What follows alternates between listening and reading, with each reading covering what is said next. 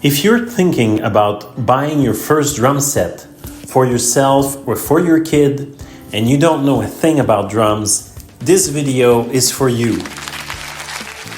On this channel, I restore used drums, cleaning, polishing, replacing parts, doing maintenance, and tuning them up.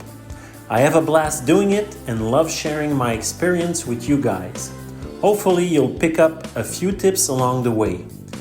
And I'd love to hear about your own experiences. Drop a comment below. So you've decided to buy your first drum kit. You're on a budget, who isn't? And now you're faced with a choice, acoustic or electronic, new or used. It can feel overwhelming, especially if drums are a whole new world for you. Every option has its pros and cons. This video is about buying your first used or second-hand acoustic drum kit. We'll cover the absolute basics of what you need to know and keep it simple. Some of what I'll talk about also applies to brand new kits. So grab a pen and paper and let's dive in. The 5 things you need to know about a complete drum kit. First, the kit itself. Drum kits come in different configurations, 4-piece, 5-piece, 6-piece, and so on. A typical 5-piece kit includes a bass drum, a snare drum, 2 rack toms, and a floor tom. A 4-piece kit just has 1 rack tom. You'll see 4 and 5-piece kits most often. For beginners, I recommend a 5-piece set. It's the classic setup and gives you more flexibility as you improve. Second, the hardware. Basic hardware for a 5-piece set usually includes 2 tom mounts, floor tom legs, hi-hat pedal, a bass drum pedal, a snare stand, and 2 cymbal stands. This is the bare minimum you need to make a kit playable. Third, the cymbals. A classic starter set of cymbals includes a pair of 14-inch hi-hats, a ride cymbal, and a crash cymbal. The ride is usually larger and heavier than the crash. Some beginner kits come with a very basic cymbal package, like a crash ride. That's one cymbal that does both jobs, plus hi-hats. Fourth, the seat or throne. Drum throne sounds fancy, but it's just your seat. Quality varies a lot, but for now you just need something sturdy and height adjustable. You can always upgrade later. Number 5, sticks and a drum key. You can pick these up separately at any music store for just a few bucks. With these 5 elements, you're ready to play. If you're not sure how committed you or your kid will be, don't overthink it. Any decent used kit with these basics at a price you can afford will do just fine. How to shop for a used kit. Start with the classified ads. Look for clear, well-lit photos, detailed descriptions, evidence of all drums, hardware, and cymbals included. Avoid ads with blurry or dark pictures. You don't want to end up buying missing parts one at a time. It's more expensive and time-consuming. Try to get a complete kit, including the seat if possible. Look carefully at the pictures. Some drum heads may be worn or even punctured.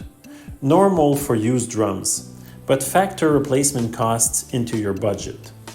If the drums are photographed in a barn or piled up on random stuff, they may not have been well maintained. Be aware, some sellers count every accessory as a piece. Even if a kit has 20 cymbals and a mountain of hardware, if there are only 5 drums, it's still a 5-piece kit. Some ads are for shell packs, just the drums with no cymbals or hardware. So compare apples to apples on price. Buying for a child, look for junior kits made by reputable brands. For small kids, avoid big bass drums 22-24 inches, they'll be too tall. Good smaller kits include Pearl Roadshow, Yamaha Gigmaker, and Ludwig Questlove.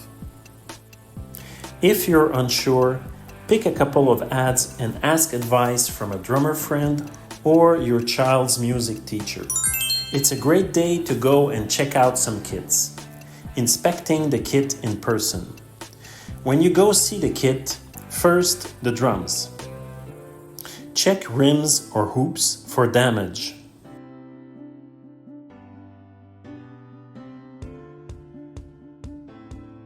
Make sure all lugs and tension rods are there.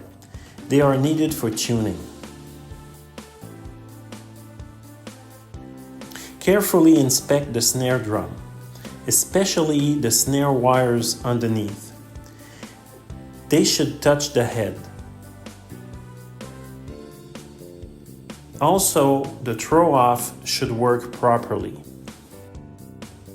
Since you have no idea how the drum was stored throughout its life, if possible, look inside the shells for any water damage or mold. Cosmetic issues like scratches or tears on the wrap don't affect sound. Don't sweat those on a budget kit. Inspect the drum heads on both sides. Again, wear and tear is normal, but you'll need to plan on getting new ones. Number 2, inspect the hardware. Test the pedals with your hands or feet.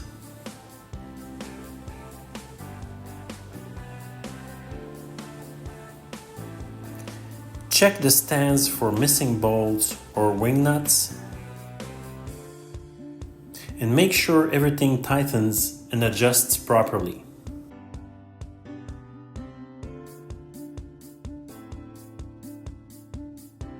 Number 3, the cymbals.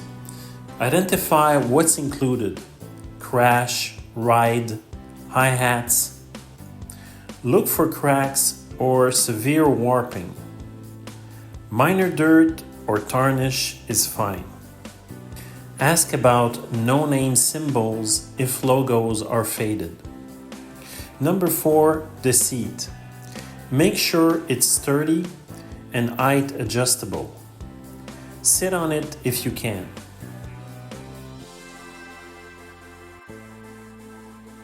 If something essential is broken or missing, and the ad didn't mention it, either walk away or negotiate a lower price.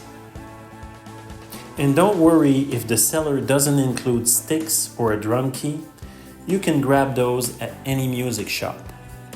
A word about brands. You'll hear lots of YouTubers say, only buy big name brands. That's fine if your budget allows it, but it's not mandatory for beginners. Plenty of lesser known brands make decent starter kits. If you do want a recognized name, you can find affordable entry-level use kits from Pearl, Ludwig, Mapex, Yamaha, or Tama. Try to get matching brand hardware, especially bass drum and hi-hat pedals, if you can. They're usually decent quality. I hope this video helps you feel confident about shopping for your first drum kit. Watch it as many times as you need, take notes, and you'll be ready to go. Good luck on your drumming journey, and most importantly, have fun.